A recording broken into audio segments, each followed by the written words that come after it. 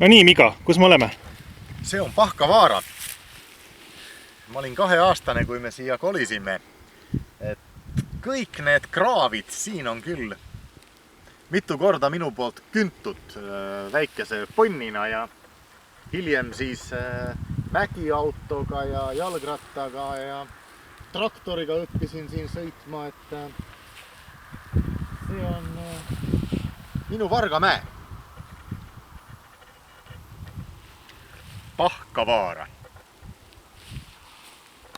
Räägi üks tore lugu. Tore lugu. Väike mälestus. Neid on väga palju siin, neid toredaid ja on ka halbu.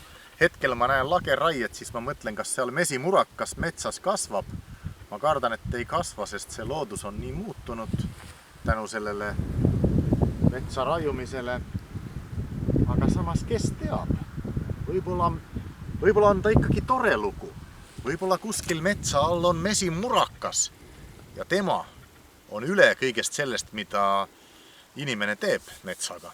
Kas mummo tegi mummolas ka karjalapraadi?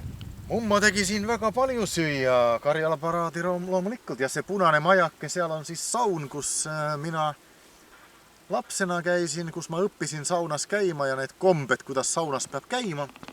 Ja armas koht, jah. Onu elab siin praegu, vanaema on juba ammu surnud. Onule külla võiks kunagi minna, aga mitte täna. Täna ütleme üle mäe lihtsalt moi. Ei hakka lehvitama ka, ehmatab ära onu veel.